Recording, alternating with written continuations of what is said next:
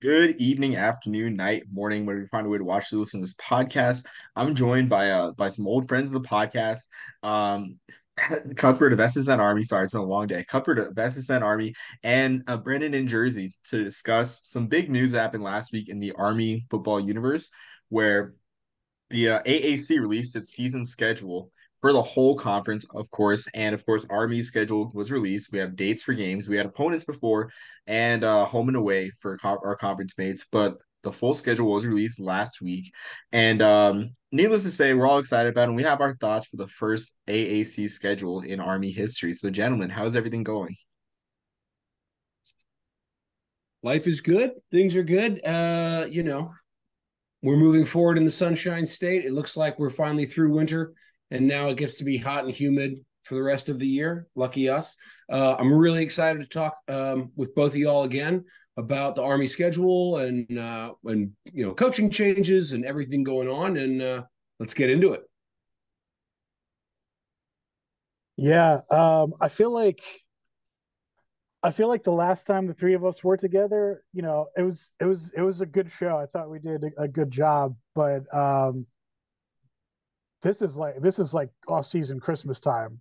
Now that we have the schedule uh and this, we can do what fans always do, which is just dream and dream and dream until that first kickoff finally happens. So yeah, I mean these are the fun times of off seasons. Spring ball is in just about full swing at this point. We've had some press conferences. We know a little bit more about the direction of the program, where it's headed. So yeah, I mean, fun times.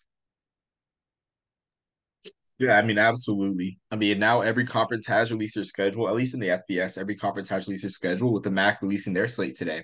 So just another sign that we're closer, even though it's early March, we're closer to the start of the season. So yeah, just a fun time indeed. Just to get the imagination going with a lot of these matchups. So, gentlemen, I want to ask your initial thoughts about the schedule itself, how you guys think it shaped out. I guess whether in terms of specific dates for specific opponents or just really anything with this AAC schedule. Just I'll let either of you guys open. I did a little bit of a deep dive into each of our opponents to look at sort of where they were last year, where they're expected to be this year, and then rated that against what I expect from coming out of Army, which is a little dicey because we're going back to the under center, but of course we're doing it with Coach Worley. So it's definitely a little bit of an unknown quantity. Sort of 10,000 foot elevation. I feel like the absolute pinnacle for us would be an 11-1 season. Probably with the loss coming at Yankee Stadium to Notre Dame. I mean, that's the most reasonable expectation of 95% chance we don't come out on top on that one. I'm sure I'll be spouting off on Twitter about how we're going to go 11-1. I don't know if we really do. Practically speaking, I think our ceiling is probably going to be 9-3. If we're really fortunate, I think we could squeeze out a 10-2.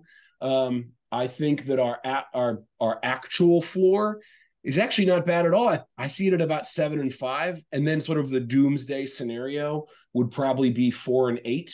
I think that, speaking in broad terms, the fact that we have the bye week before Air Force is really, really good. We have a second bye week before Notre Dame. Not that that's, I mean, that may be a losing effort regardless. And then the third bye week, actually the fourth, because we have one in September as well. The fourth bye week, presumably, if we don't make it to the championship, will be before the Navy game.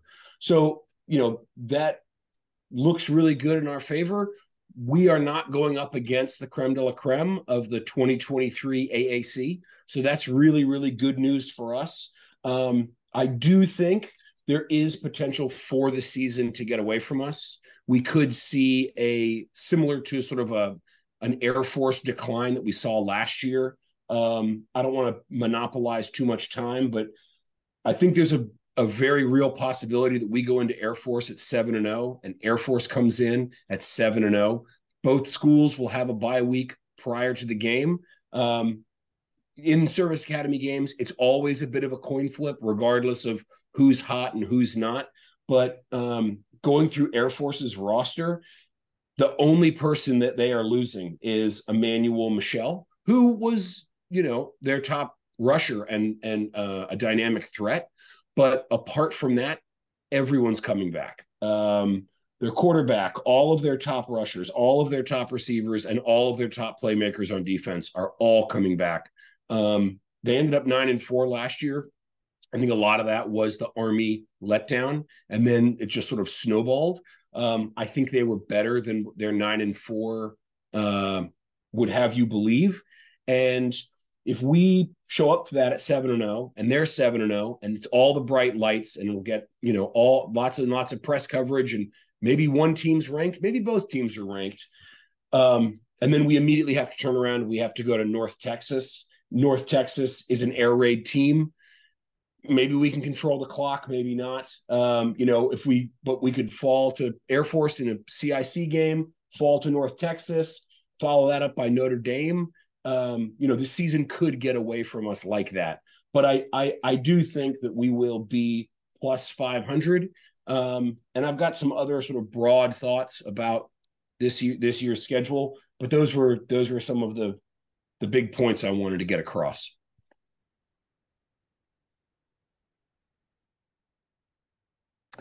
So I agree with a lot of that in broad strokes. I think pretty much this schedule breaks down essentially to two parts, which is September and October and November and December.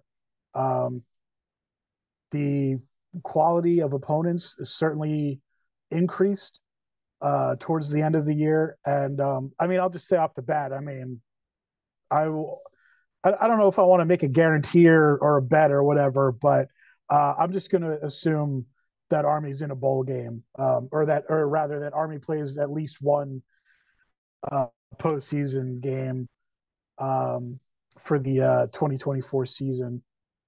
And so I think I agree. I mean, there's a good chance that they'll go 7-0, and I think there are reasons for that. Because of the opponent and also beyond the opponent, or rather kind of like digging in a little bit. We can get into like season predictions and stuff later on, but just kind of broad stroking it, I think they'll do 6-1 the first half, and then something like I don't know, 3-4 or 4-3 down the line, however you want to break it down. But I do see this as a 9-game, or rather a 9-win season at the very least. I mean, yeah, the schedule, we definitely drew the long end of the stick in AAC play, avoiding USF and Memphis, the league heavyweights. Whether we'll pay that back in on the back end with the super down year where we draw both, that remains to be seen in our AAC tenure. More so the structure of the schedule, I enjoy a lot of parts of the schedule, namely the Thursday night spotlight against Temple in late September, September 26th at Lincoln Financial Field. That's a good part. A 90% empty Lincoln Financial Field, not a good part, but that goes without saying. But I mean, I really like that on a Thursday night because I guess in my eyes, I think there's a taste for nostalgia, a palate for nostalgia in college football, and seeing Temple play against a Northeastern school on a Thursday night, even though Temple really was not good last year at all. And they lose EJ Warner, one of the best quarterbacks in the AAC and much, more the group of five. It's still Temple versus Army playing at the link and everything. So it's gonna be a draw to some degree. And it also looks like, judging by that, the Eagles will not have a home game that weekend, or will have a home game that weekend. So I guess a little piece of the NFL schedule being leaked out here to some degree on this podcast. Additionally, I like UTSA being on Thanksgiving weekend because I really think this has great potential to be a rivalry in the AAC. I guess a big rivalry in the AAC with UTSA being near two military bases, Fort Sam Houston, and of course Fort Cavazos now after the name change. There's a history between these schools. These schools are a couple of the more consistent, maybe consistent isn't the word, but you have UTSA being one of the more consistent brands and a riser in the group of five. And you have Army, who I mean has had, went through their resurgence, who we went through our resurgence of late 2010s, a little bit early 2020s. And just what this game means to the San Antonio community. I really like this game being played on Thanksgiving weekend. Now, whether this was a coincidence just based on Army's non-conference schedule and the AAC having to kind of shape the schedule around that remains to be seen. I'm inclined to think it's 50-50, where it's just something that the AAC stumbled upon and might realize like, hey, this is something worth salvaging. Let's keep Army UTSA on a Thanksgiving weekend, which means Thanksgiving weekend at Mikey Stadium. Hopefully the cadets will get Thanksgiving pass or or leave, but that remains to be seen. So those are my two favorite things about the schedule too. And I guess another note of the schedule, the AAC schedule, that's not exactly an Army game, but could be the AAC championship game, which the fallout from the Pac-12 title game, the Pac-12 no longer commands that Friday night spot on ABC/Fox for the Pac-12 title game. So now it looks like the AAC will have a Friday night primetime slot on network TV, and that could be just a huge gain for Army. So that's my notes on the schedule. I think if I had a prediction for our yearly opponents or our protected rival, I would have to say they might give us Tulsa as a protected rival, with Tulsa being a private institution and them not having a protected rival from last year. But just a little bit of my notes on the schedule in terms of, I guess, from a not X's and O's perspective, but more, I guess, an SID type perspective. I think that I think that the what you identified, Omar, is really great. I did notice that it's a Thursday night game at the Link. I think that's fantastic. I'm a fan of Wednesday night action, and so I think mixing it up like that, it's going to be very interesting to see them play on Thanksgiving weekend. That is going to be a pretty significant shift for me, but holidays, family, football, it all goes together. So I think that's fantastic. I will say, speaking of X's and O's, something that I looked through for our opponents this year, and I looked at their 2023 time of possession, and I found that with the exception of Rice, every single one of our opponents in the AAC, so not counting Notre Dame or the CIC, they all averaged less than 30 minutes time of possession. Now, Rice averaged 31, but FAU only managed 26 and a half. And then there were a lot of teams kind of 28 and a half and 29. Now, even in 2023, when by Monken's own words, he didn't feel like we were controlling the ball enough. He didn't feel like we were dominating the time of possession, controlling the other team's number of snaps and number of possessions. Even in 2023, which was, sort of collectively believed to be deficient in that category, we were averaging 32 minutes time of possession.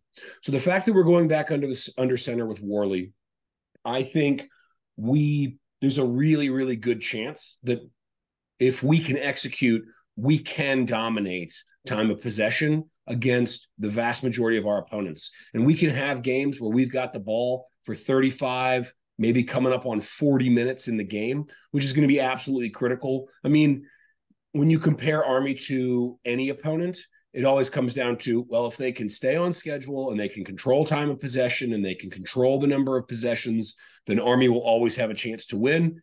It was true under Brent Davis. And it's true for every game. I mean, that's such a low hanging fruit of analysis. But seeing that we have so many teams that even last year couldn't even muster 30 minutes. Now, granted, we were only mustering 32, but we have a real chance to put it to these teams.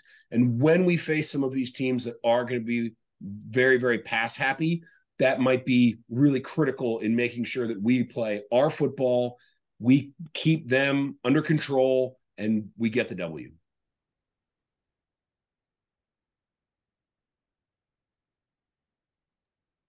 Yeah, I think that's a good point, honestly, on the time possession. That's something I didn't think of. Like um I think when you mentioned that North Texas being an air raid team, I mean Navy had the recipe to beat North Texas last year at home. They did. I mean that offense, I mean North Texas was probably one of the more bipolar teams. That's the first one that comes to mind on our schedule at least. They're one of the most bipolar teams. In the American because one week they're losing to Navy, they're getting dominated out physical by Navy, at on the road. The next week it takes a near Hail Mary for Memphis to beat North Texas.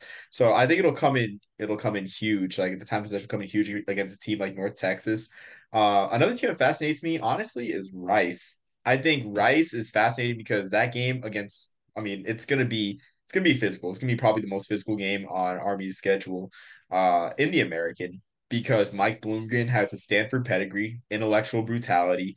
He's followed that model, I wouldn't say to a T, but successfully because as of right now, he's only head coach from the 2018 coaching carousel that's still with the school that he started with in 2018. And I mean, Rice, they play physical, they play like Stanford. And when they have a quarterback, when they have elite quarterback play like they did the first 10 games with JT Daniels when he was leading the country in passing. Like they are legitimately a force to be reckoned with. They beat Houston last year, and this year now with EJ Warner, excuse me, playing switching Owls, going from Temple to Rice. Um, they're definitely a sleeper team to watch out for. They're a team that can be just as physical as Army, but can also air it out really well. The one thing that hurts them though is they lose Luke McCaffrey. So I will say though about the time of possession, North Texas is a scary team in that front, but also on that front, I mean Rice may out possession us too, if anything.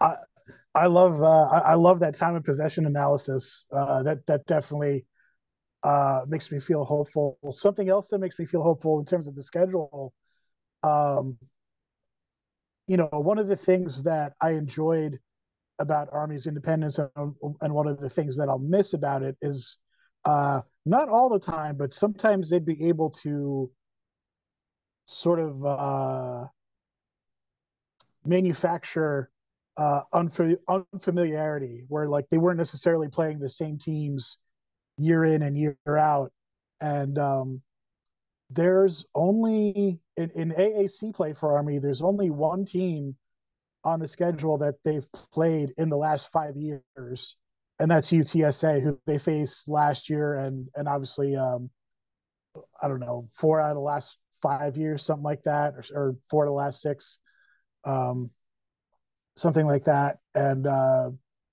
they're coming up to Mikey in late November, which I think will be favorable to West Point. But uh, like I said, I mean, the opponents in I guess I should have said August, September, and October. I forgot about that little August game. Uh, there's nobody. There's nobody in those first 7 games that Army has seen in the last 5 years. The closest is Rice, who they last played in 2019. So unless Rice has any like super duper seniors, there's nobody. There's nobody on their squad who has any familiarity with Army. Um, I mean, I'll just run through this real quick. So the last time Army played Lehigh, I was actually shocked to see this was 1995, which was the oh man, the Feinstein Civil War year. Florida Atlantic is the first time matchup in history. Rice, like I said, haven't seen since 2019. Temple haven't seen since 2017. That was the famous uh, over overtime game. Tulsa haven't seen since 2007. I believe that's the only matchup in the series. I think I was at that game. I think that was at Mikey Stadium, and I want to say the final score was like 49-39 Tulsa. So at least it was somewhat exciting. UAB and East Carolina haven't seen them since the old Conference USA days in 2004. Air Force, obviously, yearly matchup. North Texas, haven't seen them since 2017. Um, Notre Dame, haven't seen them since 2016. UTSA, obviously, they're somewhat a familiar opponent, and then Navy. Um, Compared to Navy's schedule, I think Navy has only three teams on their schedule that they didn't see last year. Um, so I do think all this stuff has a cumulative effect, but um, I think psychologically, the first seven games for Army, the fact that these teams are unfamiliar, and the fact that Army, especially after the past two seasons where they've like just missed out on bowl games, like I think they're going to be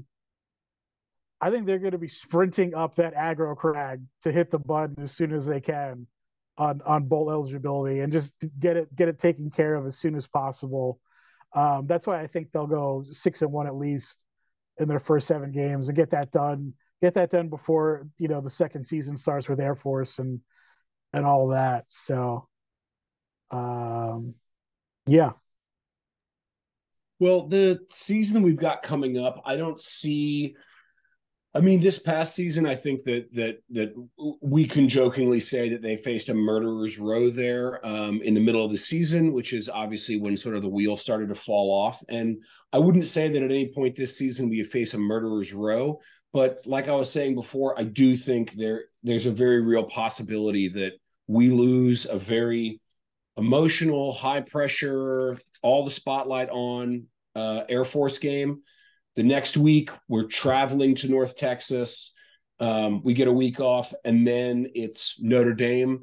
Then it's UTSA. And listen, UTSA was our best game last year. It's our most complete game.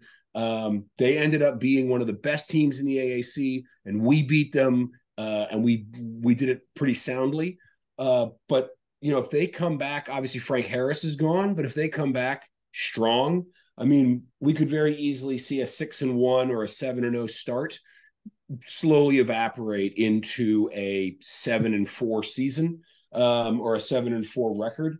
I will say, Omar, when you were talking about Rice, so they were the one team that averaged over 30 minutes time of possession last year. They averaged 31. And it's really, really interesting because, they looked to really kind of play up to competition or play down. I mean, they played up to Tulsa, to Tulane, to SMU, to Houston. Then they played down against teams like UConn and Texas State. So, Bloomgren, he's been there for 6 years. They're clearly sticking by him, and that's the kind of head coaching slog when you've got a guy who's been there for more than half a decade, and maybe he's had a little bit of success and maybe he hasn't, but the team stands by him, that I always look for as that sort of like breakout season. A perfect example was the forever Virginia Tech coach, whose name completely escapes me now. And the first like 7 Beamer. years he was there. Say again? Frank Beamer, right? Beamer, yes, at Frank, Virginia Tech. yeah. His first like 6 seasons, they never won more than like 5 games. And then he rattled off, 15 straight, 10-win seasons or whatever it was.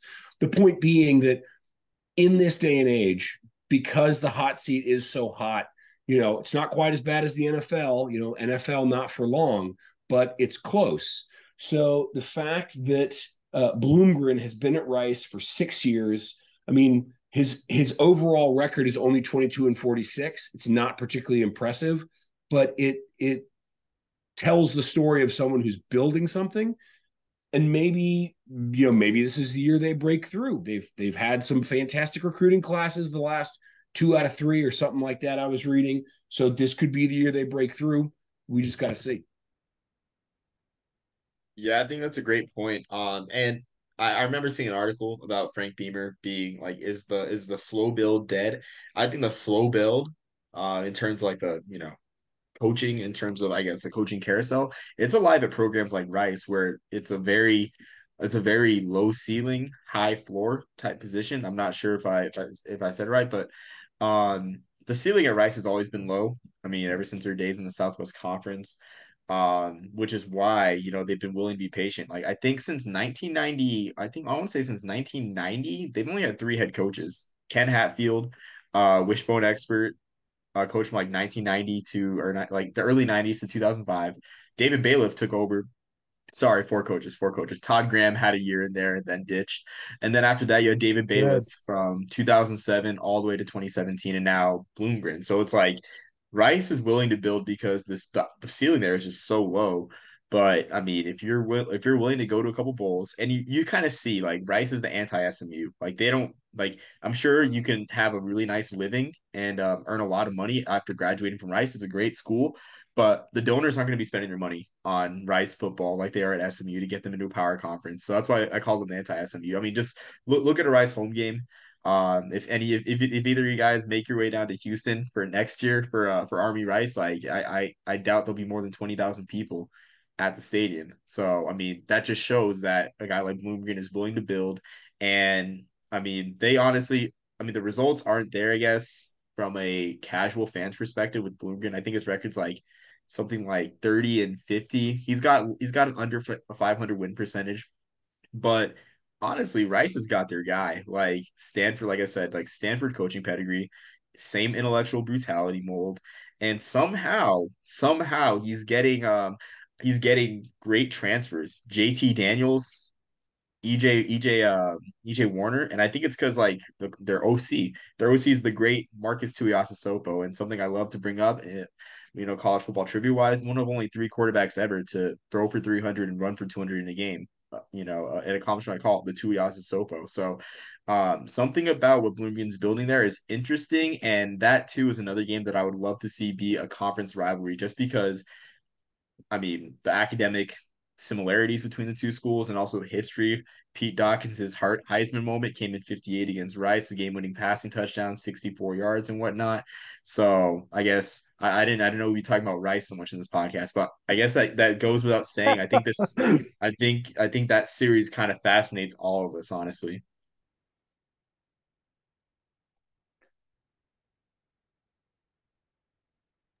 I will say I am glad that we're getting one of our buys before that Rice game. We get Lehigh and then FAU and then a week off to kind of tweak and go into Rice, because I do think they are moving up relative to other schools in the AAC.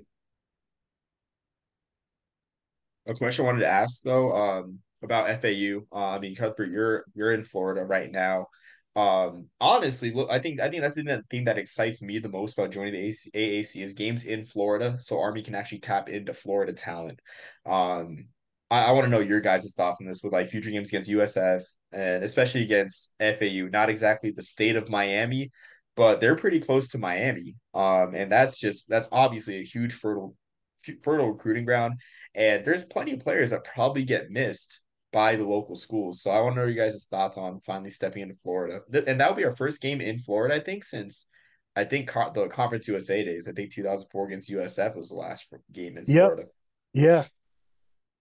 The second game of that big 2-game win streak in 2004. That was the last time Army played in the state of Florida. So I mean, the fact that it's been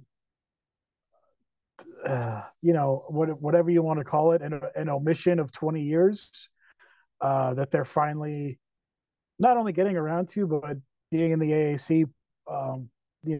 Hopefully it'll be recurring access to. I think that's a good thing. And obviously, you know, uh, obviously they won't be hurting for recruiting in Texas either. Hopefully, with the way the schedules go and who's in the conference as well, it sets up nicely for them.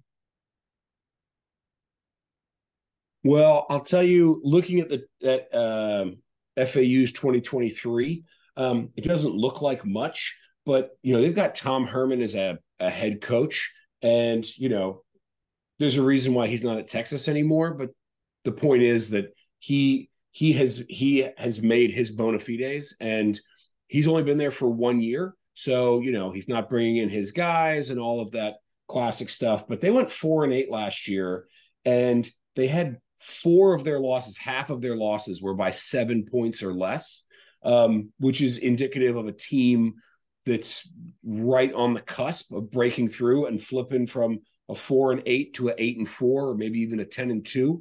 So they could be a team to really look out for in the future. I think the fact that I think it's their first meeting ever, you were saying earlier, Brandon. I think that's in our favor. I think that it's early in the season. I think that's in our favor. And then of all, going back to the old chestnut, they only averaged 26 and a half minutes time of possession last season.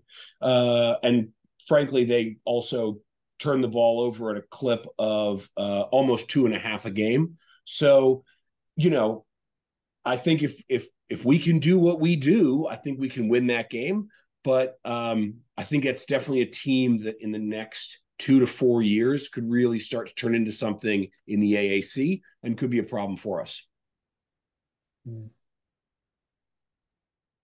Yeah, I do agree. I mean, they were really competitive at points last year, and I think they they play strong defense. They held Tulane last year, I think, to only 24 points. And it wasn't exactly a close game, but the defense held their end of the bargain for most of the game against Tulane.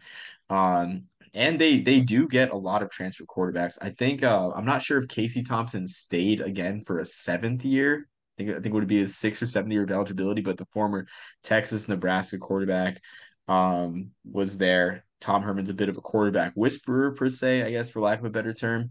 N'Kosi Perry, the Miami quarterback who played on some good Miami teams late 2010s, went to FAU too, and FAU in the past as well, excuse me. But yeah, that one's an intriguing series too, for sure, because FAU, I wouldn't say they're a sleeping giant because they're a young program, but we've seen what a successful FAU looks like, the recipe for a successful FAU looks like. And honestly, like FAU can thrive in, a more weakened AAC. I mean, the AAC right now, I wouldn't say it's akin to the late 2010s CUSA that FAU dominated. But there really isn't that much of a step up now with recent moves in conference realignment. Um, Barring any further thoughts on, I guess, the conference schedule and the non-conference schedule, Friday night game against Lehigh is cool. That's all I'll say about that. That's cool, I guess. Um, but I know we had on the agenda about Army, about bowls moving up a week in advance, potentially, nothing official yet, and the impact that has on Army Navy. So, gentlemen, I guess what are your guys' thoughts on that?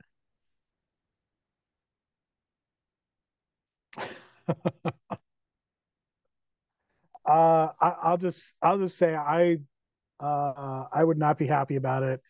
I mean, frankly, like I'm not a huge in terms of numbers playoff supporter. I think anything more than 6 teams is just a lot of window dressing. So the fact that it's going to 12, it's like, okay, fine, but keep it there. I mean, don't be pushing things back a week and stepping on a treasured game for a lot of people. I forget. Oh man, I forget who made this point. I want to say it was you, Omar, but I remember seeing somebody on Twitter saying like, what other game in the country could sell out neutral site like anywhere other than Army Navy. So yeah, I mean anything that threatens to uh, kind of impugn that spotlight, I am angered by. No, that's a really good point you make. I mean, if they were going to put the Iron Bowl in some neutral site, I'm sure it would sell out. Now let's see the Iron Bowl when neither team is going to a bowl game and neither team has been to a bowl game in 2 years at a neutral site. I don't know if it's selling out. I don't know. Look, maybe Robert Kraft was blowing smoke when he said that the tickets were harder to get for the Army Navy game than they were for the Taylor Swift tour when it came through Gillette. He may have been blowing smoke, but this is a this is a huge game. Unfortunately, like so many things, the answer to all of your questions is money. And I do 100% believe that at some point, probably in the next 2 to 4 years, the Army Navy game will get bumped and it'll just get moved to rivalry weekend, the weekend before the championships. And it is what it is. It's part of the deal. I'm not happy about it. I think it's stupid. I think there's probably some detractors who would say, see, the Army Navy game isn't that popular. And the only reason why it gets, 9 million fans a year is because it's literally the only game on. And if you put it up against, Power 5 schools, it's not going to get that rating. And those people are probably right. But these institutions, they mean something. And this is absolutely a historic rivalry that has unbelievable significance. I think it's very easy for other rivalries in college football to be ranked, oh, this is number 1, and this is number 3, and this is number 5, and this is number whatever. And I think a lot of those, the intensity and significance of the rivalry waxes and wanes with the quality of the teams. And I don't just mean quality, but the records of the teams. Because if you've got a 3-loss Michigan going up against a 4-loss Ohio State, and I don't know, if and when that's ever happened, but if it has, I'm sorry to say, I don't think people are really going to be tuning in and really thinking that that's a big rivalry.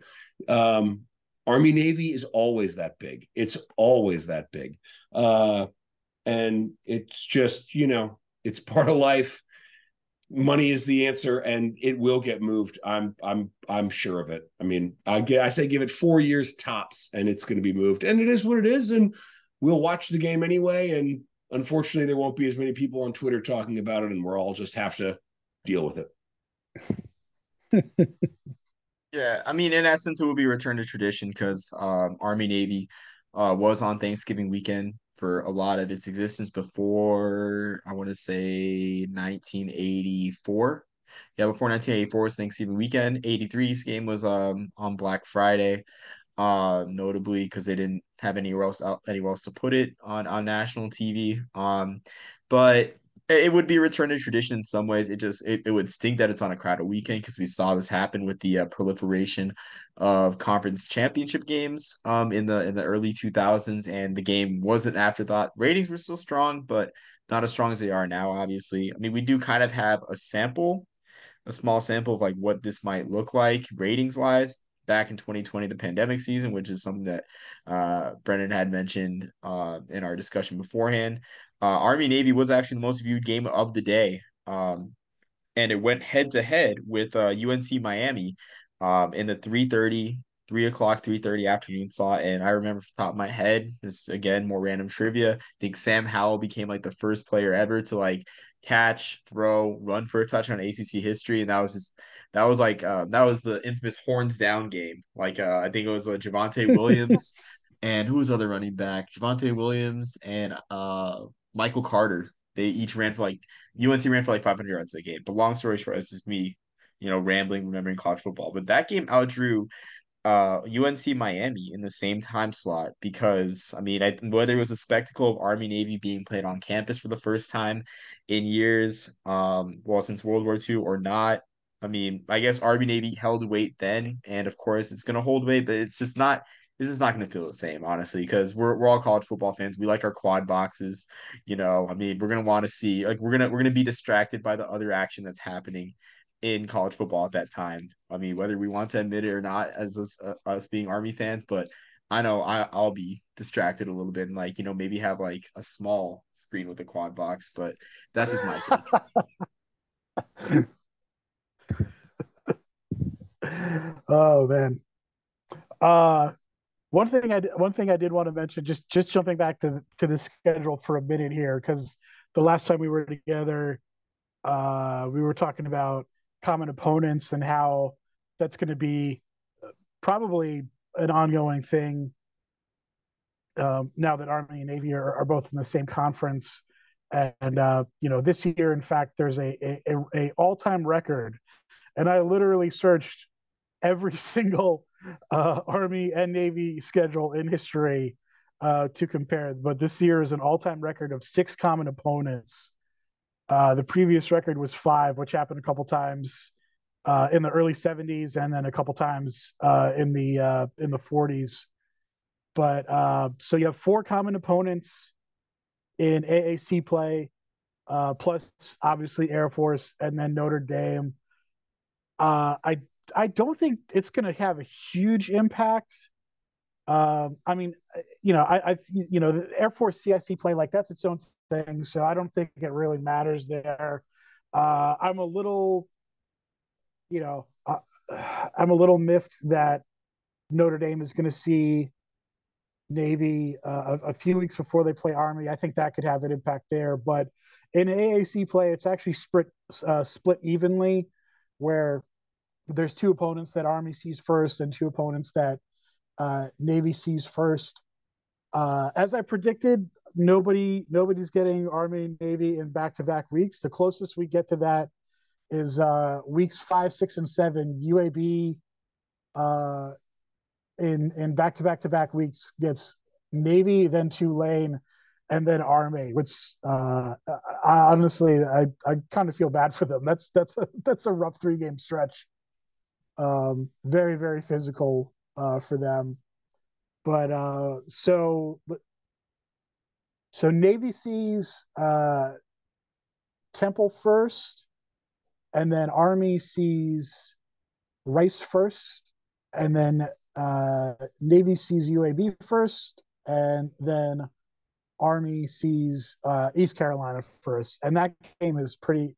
The Army East Carolina and Navy East Carolina are spread out about as far as you can get. So, who knows? I mean, who knows exactly what impact it'll have? It's not really anything you can quantify. But I do think it'll have some impact in some contests, to say the least. But it'll be, I don't know, it'll be an interesting stat to track as this goes on over the years. Like what are the records like between Army, Army Navy common opponents, and who sees who's first. So just something to keep an eye on. Yeah, I would agree. I mean, I don't think we've seen this level of similarity in schedule. Really, I'm trying to think, maybe since like the 80s, when, I mean, Navy would play like the Northeastern schools a lot more, the Northeastern power schools, but honestly, I can't even think of a time like that, really.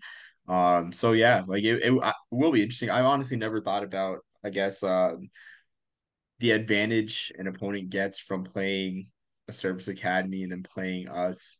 But it will be interesting to see this year, honestly. I mean, I never thought about it before, but yeah. Well, and the other question is also what offense are we really going to be running? I mean, obviously, we're going back under center.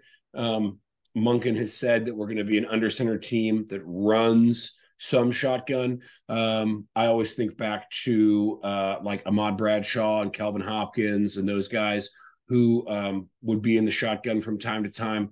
But we don't. I mean, I don't, at the very least, maybe somebody else does, have a really good sense of, okay, cool. So we're going back under center. Got it. What do we know other than that? Well, it's probably going to be option based. It's going to be run heavy. Okay, got it. I mean, that is spoken of as though that's a very narrow band, but that's not a particularly narrow band. And so we don't even really know yet what our offense is going to look like. Is this going to be, the flex bone of 2016? I don't know. So it may be less impactful for the other teams to have seen another service academy first in terms of game planning and muscle memory and how to attack the defense, blah, blah, blah. It very well may be more so, oh boy,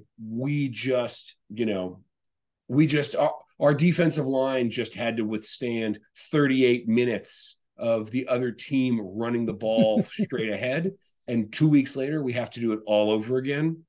I think that may be a more impactful fallout of the common opponents than merely being able to scheme better. But if I knew what I was talking about, I'd be a college football coach, and as luck would have it, I'm not. So maybe I'm totally wrong.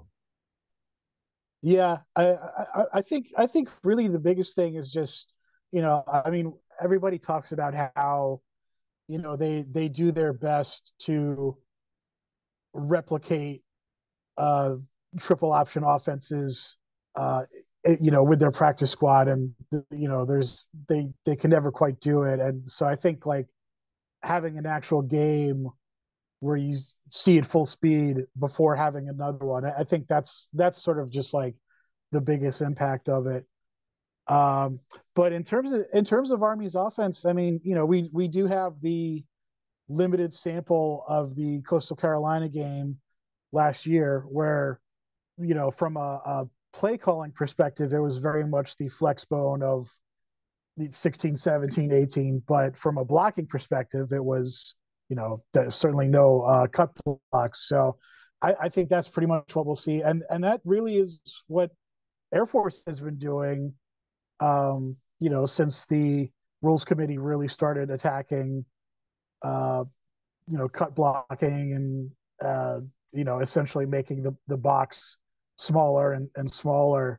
They just kind of gave up at one point and said, screw it, we'll just do it with standard blocking or zone blocking, or whatever it is that they do. And obviously they've been, as we talked about the last time we were together, Air Force has been, as successful as Army kind of overall, if not more so the past 5 years, uh, 5 to 8 years, really. So, there's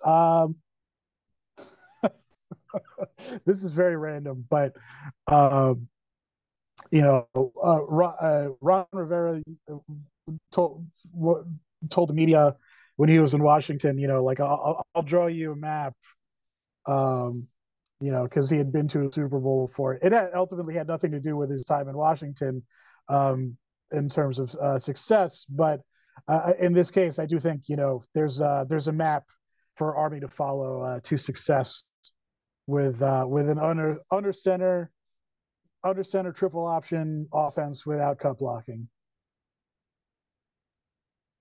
Yeah, I totally agree. And I think something that I would like to see on that note, with the Air Force comparisons you guys have both brought up, is I would love to see Army, I guess, really lean into recruiting running backs, like not slot backs, actual feature backs, like a guy like John Lee Eldridge for Air Force, like a guy that's a true feature back, who can take, I wouldn't say he takes 20 carries a game, but it's just like he's not just getting the ball on the edge and whatnot. He's got great speed, but used in a feature back type of way. Same thing with like their fullbacks, where it's like Emmanuel Michel. He's not Jacoby Buchanan. He's not Anthony Adkins. He's not a fullback of that size. But in any other scheme, and I think Michelle is actually entering the transfer portal. Like, and I'm sure like whatever team's going to get him, they're going to be blessed to get a guy that can carry the ball 30 times a game in a spread set. Like a guy like that, a guy like a fullback slash run, I guess fullback slash running back hybrid. And I think that's what's really the key to their success, because growing up as a kid, I've seen a lot of evolution in Troy Calhoun's scheme, where it's like he would have a slot back, he would have a tailback, a fullback, and a wide receiver actually that function that, more like a Wes Welker build that was great on deep balls, but also ran the ball a good amount. They ran a lot of Maryland I too, but he's evolved his option scheme, and like now he's in his wave where he's like using feature backs, and I mean, and great fullbacks who have running back skills. So, I mean, I would love to see Army take a page there and just really out physical teams in the American. But yeah, that's just really all I thought. Well, the only problem with that mentality, Omar, is that if you do that, then you can't completely rearrange the positions that everyone plays every year, which I feel like is, I mean, I don't follow enough college football teams to know how much that happens, but I feel like at Army, it's like, oh yeah, this is. I mean, I made a joke last time about Noah Short playing quarterback. I think Noah Short is technically a slot back. Maybe he's a running back sometimes. Sometimes he's a wide receiver. in 2022, he was an inside linebacker. You know what I mean? So people are always getting shifted around in Monken's scheme, which I'm fine with.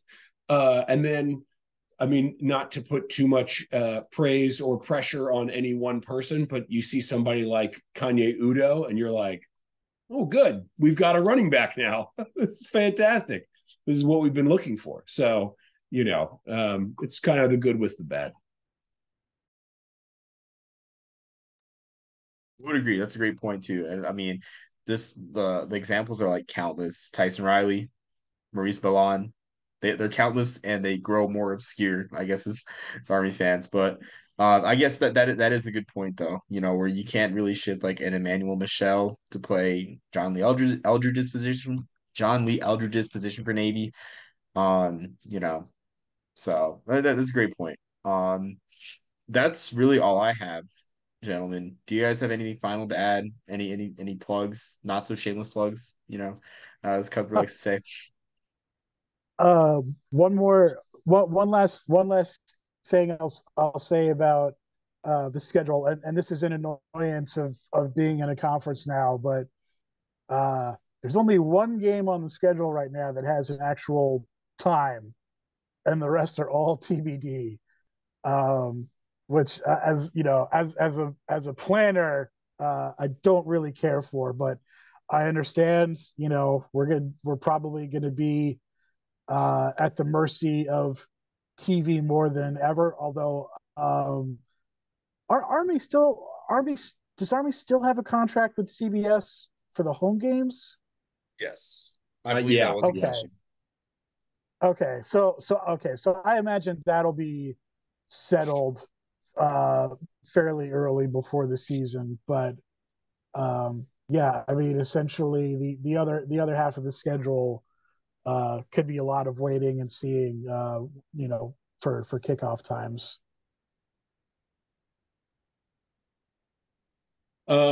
Just one last substantive point on something that we had wanted to touch on, which was the departure of Coach Thatcher.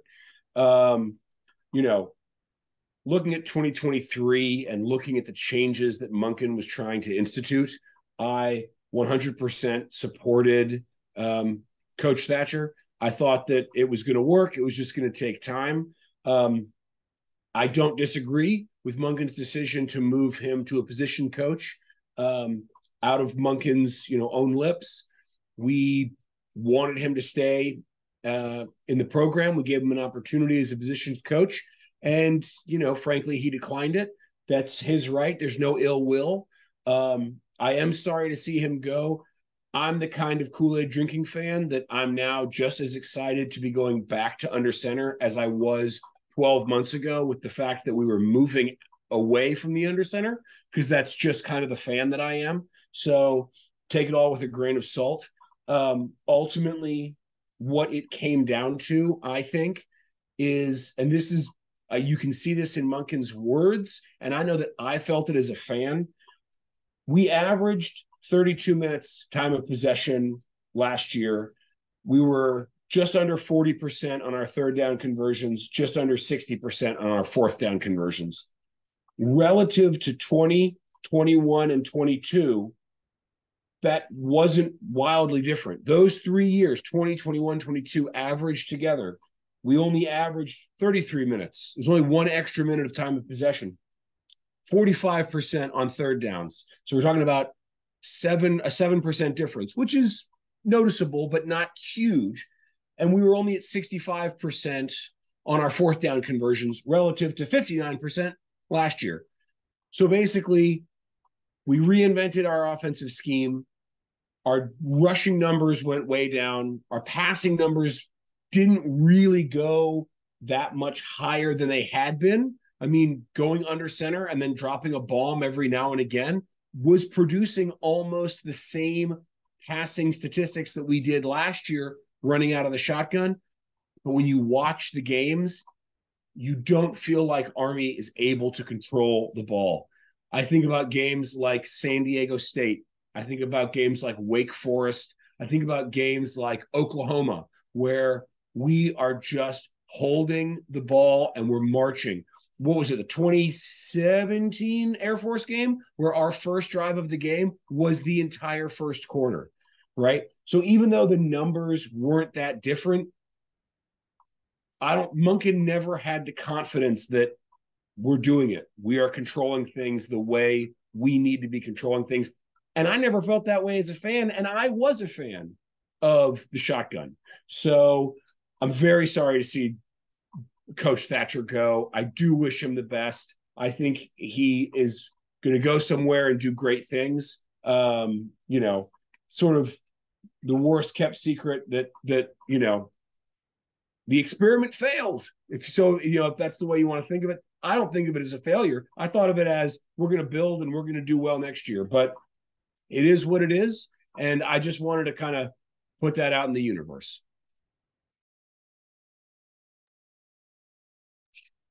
Yeah, no, I totally forgot to cover that. But yeah, I think so. I think there was potential either way. Um, of course, you guys mentioned the UTSA game last year. That one being just a great coming out part of the offense. Things looked all hunky dory. Then there's events like the LSU game and the UMass game. But I mean, things that there were the pieces were there. Like people forget the Boston College game was heartbreaking, but I mean Bryson Daly gives a little bit more air, yeah, a little bit more air against Boston College on like I think it was like on one of his throws, and it's not a first and goal situation. It's a touchdown. That drive ends in a touchdown. Army wins that one. So just little moments there with the offense. But I mean, there was expected to be growing pains, but there's no more growing pains. Maybe we're back to getting growing pains with going back to the old scheme. That's not the old scheme, but is now a new scheme. It's all interesting, and it's all just like so open ended. But yeah, no, thanks for bringing that up, Cuthbert. I definitely forgot that was on the agenda because we're talking schedule. Yeah. I'll yeah, I refuse to give the experiment an F. I'll give it an I for incomplete. Um because frankly, a lot of those games, this is something I believe in, and this is something in talking with former captain Steve Anderson, is something he believes is like there's more to winning than just X's and O's. Um, and I think a lot of these games could have been won and weren't necessarily lost because of the offensive scheme. Yeah, that's all I have to say about that. Omar, though, I mean, you did bring this up, but I wanted to ask you, because as a civilian in 2020, we weren't allowed anywhere near the academy, and you were there, and so you got to see those CIC games at the end of last season. I just wanted to ask you. I mean, what was it like? I mean, and really that whole season, what was it like being at Mikey? Well, I wasn't there for the Air Force game. I watched that one for the comfort of my house because you know, thankfully, I guess the Corps of Cadets leadership, superintendent let us go home for Christmas break for the Air Force game. So I watched that one for the comfort of my home because that was nice. That was nice watching that one. Felt weird though. But honestly, like the games were like just felt strange. Like three FCS teams wasn't ideal. Mercer, Citadel, Abilene Christian, yeah, wasn't ideal. It just felt weird, honestly, like being like some of the only games that were on a college football Saturday, especially on the Labor Day weekend when it was like when we opened with Middle Tennessee and there was I think like 5 games on Labor Day weekend, like that whole weekend just felt very strange to be honest with you. And I mean the Navy game again felt strange as well. I really can't use another word except for strange. And I think the way that the game shaped out, with it being probably one of the worst offensive games of the millennium, if you look statistically, I think it was a fitting end to that season. But I think it's just I think just looking back at that Army team, it definitely is probably one of the most unique teams because they had a strong record. But anytime they faced like I guess I wouldn't say anytime, but like games like the Tulane game exposed the strength of the schedule significantly. Um, let's see, Tulane, and then of course people forget the Cincinnati game, which like Cincinnati owes us a trip back in 2031, 11 years after. So just everything right down to like the implications of that season is just strange, honestly. I mean, including just like Army Navy not being a standalone game. So yeah, I'm sorry I couldn't provide a better word for it, but that I just think about it a lot, honestly.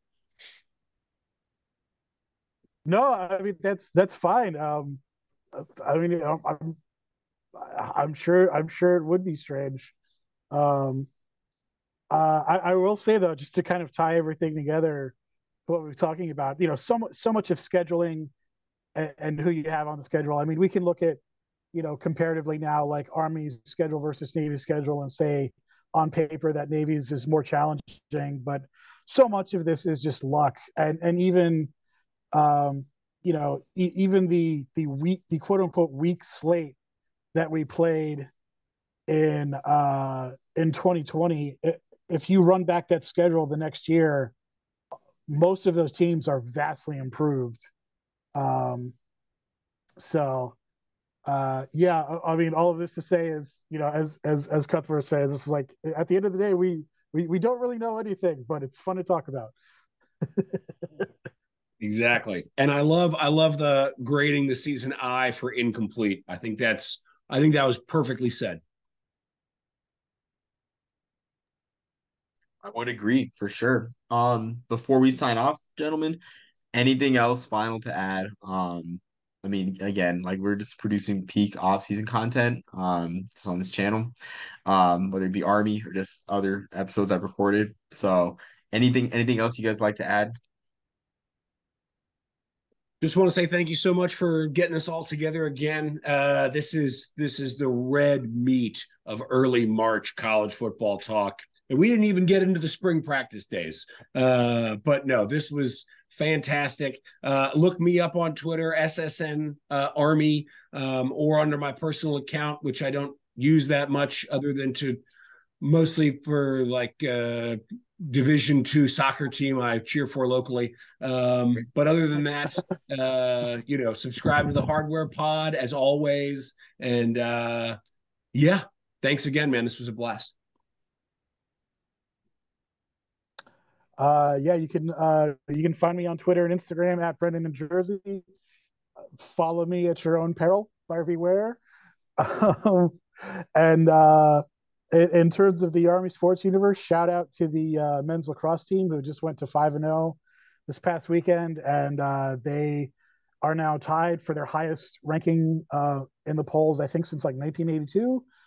They're at 2, 3, and 5 respectively in the three major lacrosse polls. Although they are number one in the People's poll that some online magazine puts out. I forget which one off the top of my head. I feel bad that I can't remember, but yeah, I mean they are set up to have a very special season, at least the equal of what they did last year. So very exciting time, and I'm just trying to take in that team as much as I can this spring.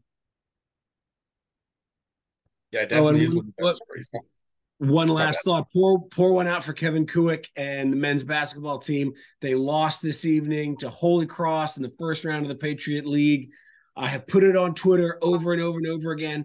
2025, 2026, we will go dancing. It will be our first year. There's a tough loss tonight against a Holy Cross team that we already beaten twice this year. We should have beat them again. Shots didn't fall. It was what it was. We got a super young team, but we got a great coach, and the future is bright. I'm wearing shades. Yeah, no, hopefully. I keep hoping. At this point, I settle for a CBI bid. Daytona Beach sounds like an amazing place during the spring, so I'll settle for that. Um, but thanks again, gentlemen, for coming Yeah, on and men's waiting on me. Oh, no, go ahead. yeah, men's basketball and the hockey team are both in similar positions where they're not that good this season, but they have a young core that if they can keep together, they might do big things in year 3 and 4. So keep an eye on that down the road. Absolutely. Yeah, absolutely for sure. I mean, always staying optimistic about the team. But thanks again, gentlemen, for your patience and for joining me just to discuss the team we love. And until next time, everyone, uh, peace, love, and soul. Beat them.